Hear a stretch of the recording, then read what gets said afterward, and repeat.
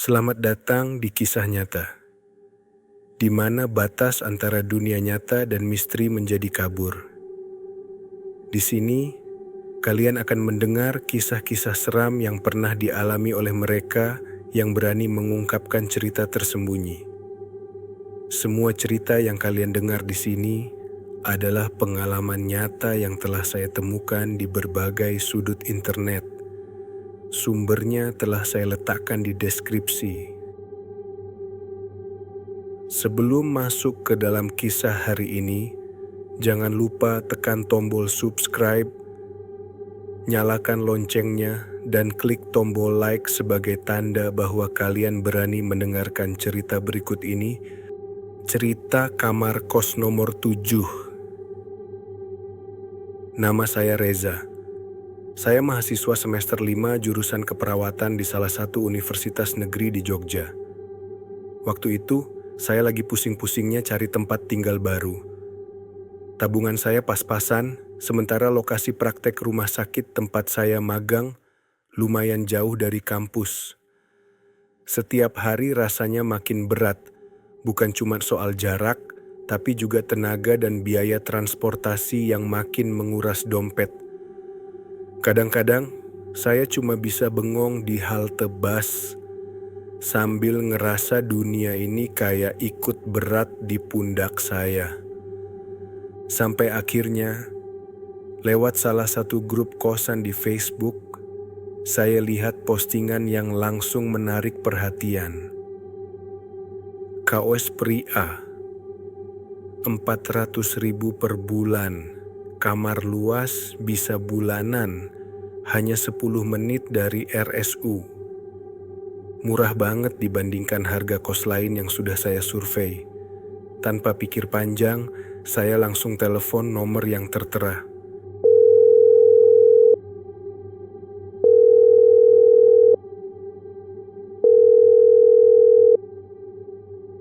Suara perempuan paruh baya menyambut di seberang, suaranya lirih tapi ramah. Langsung datang saja, Mas. Tinggal satu kamar lagi, yang nomor 7.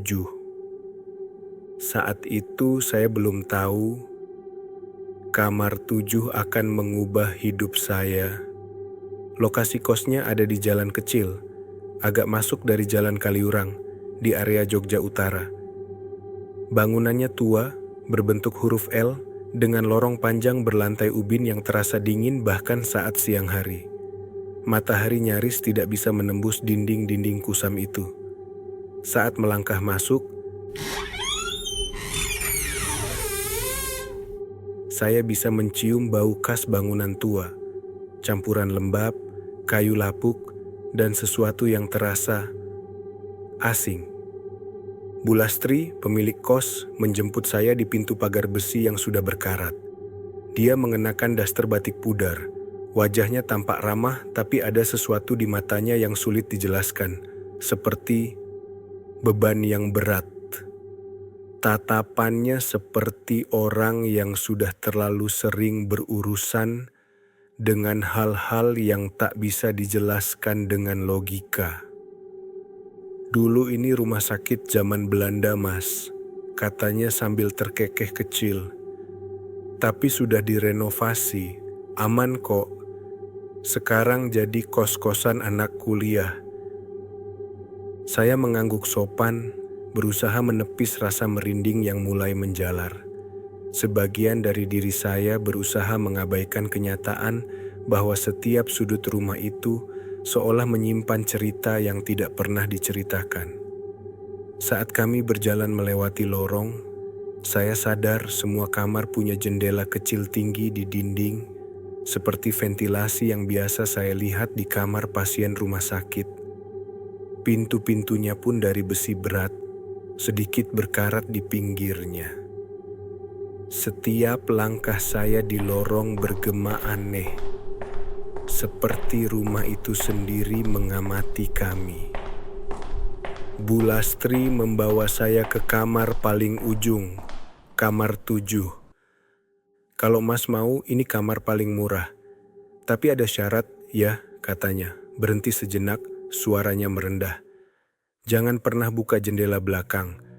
Dan jangan menginapkan teman lebih dari 1 malam. Saya yang saat itu cuma fokus pada harga murahnya, mengangguk tanpa pikir panjang. Saya belum tahu, sebenarnya itu bukan syarat, itu peringatan.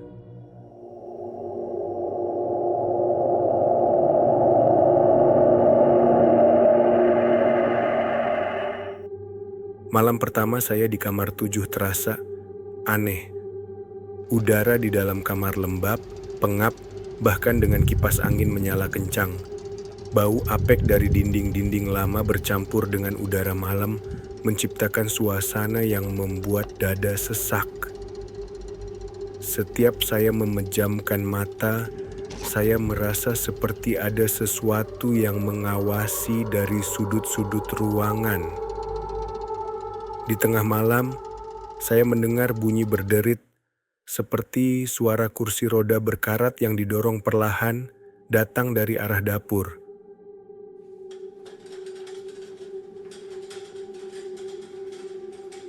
Padahal saya tahu, saya satu-satunya penghuni di sayap kos itu malam itu. Saya mencoba tidur lagi, menyelimuti diri dengan bantal dan selimut, mencoba mengabaikan rasa takut yang perlahan menyesak. Beberapa hari kemudian, ada bau aneh yang muncul setiap lewat tengah malam. Bau karbol, alkohol, dan sesuatu yang amis seperti bau darah. Saya mencoba menyalahkan pikiran saya sendiri. Mungkin ini efek sugesti karena tahu tempat ini bekas rumah sakit. Tapi malam demi malam, kejadian aneh makin bertambah. Suatu malam, sekitar jam 2 pagi, saya terbangun karena mendengar suara napas berat, terputus-putus seperti orang yang sekarat. Sumber suara itu dari balik pintu kamar mandi. Padahal pintu itu selalu saya kunci. Saya mendekat perlahan, bulu kuduk berdiri. Saat saya menempelkan telinga ke pintu, suara itu berhenti. Saya membalikkan badan dengan napas memburu. Dan di kaca lemari, saya melihat siluet seseorang berdiri di belakang saya. Saya menoleh cepat, kosong. Tapi aroma amis yang tajam tetap menggantung di udara.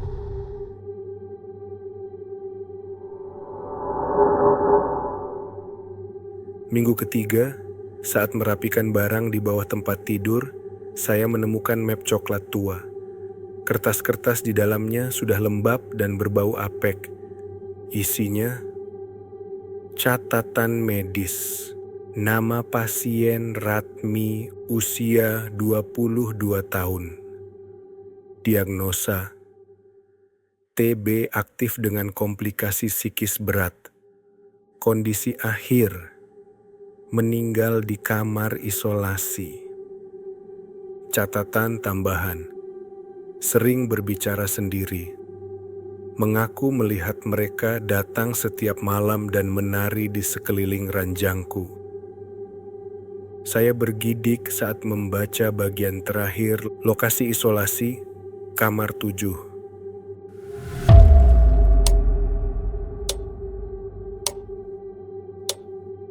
Malam Jumat berikutnya, saya tidur lebih awal. Tapi jam 2.30 pagi, saya terbangun karena ada suara ketukan 3 kali dari lemari.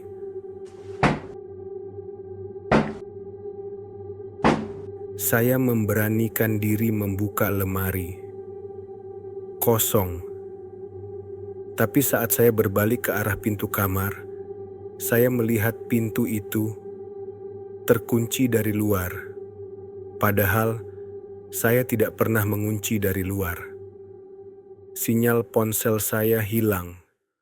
Lampu kamar tiba-tiba meredup, berkelap-kelip seperti lilin yang hampir mati. Dan di kaca meja rias, dengan embun tipis muncul tulisan, "Tolong temani aku." Saya gemetar, dan saat itu juga saya merasakan sesuatu memeluk saya dari belakang. Tangan-tangan dingin, basah, melingkari tubuh saya. Saya berteriak, tapi suara saya seperti ditelan tembok. Besoknya, teman kos saya, Yuda, merasa aneh karena saya tidak keluar kamar seharian. Saat pintu didobrak bersama Bu Lastri, mereka menemukan saya duduk di pojokan kamar, memeluk lutut, bergumam dengan suara lirih, suara perempuan. Rekaman CCTV lorong malam itu memperlihatkan sesuatu yang membuat darah saya beku. Pukul 3 pagi, pintu kamar saya membuka sendiri. Ada kursi roda tua berjalan perlahan dari lorong, masuk ke kamar saya. Tapi saat diperiksa pagi harinya, tidak ada kursi roda di kos itu. Bu Lastri akhirnya mengakui semuanya. "Dulu ini rumah sakit kolonial, Mas Reza," katanya, suaranya bergetar. "Pasien berat, termasuk gangguan jiwa. Ratmi, dia pasien terakhir di kamar 7. Meninggal karena kelaparan, ditelantarkan. Posisi dia meninggal duduk di pojok kamar. Sama persis dengan posisi saya ditemukan. Saya dirujuk ke rumah sakit jiwa untuk pemulihan. 2 minggu saya di sana. Tapi setelah saya pergi, gangguan di kamar 7 justru makin menjadi.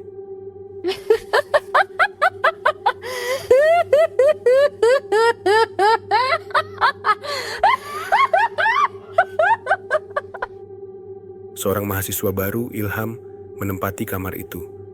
Di malam pertamanya, dia ditemukan mondar-mandir di lorong kos, menyanyi lagu Jawa dan menari seperti ronggeng.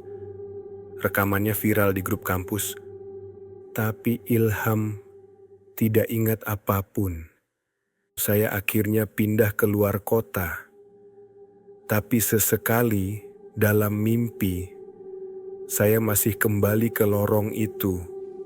Lorong panjang putih dengan kursi roda tua di ujungnya. Dan Ratmi duduk di sana, menatap saya dengan mata kosong, mengucapkan kalimat yang sama berulang-ulang. "Aku cuman butuh satu teman terakhir, setelah itu aku gak akan ganggu lagi."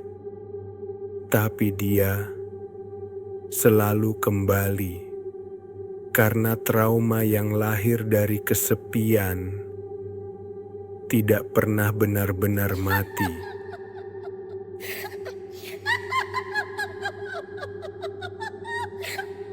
Itulah kisah yang bisa saya bagikan kali ini.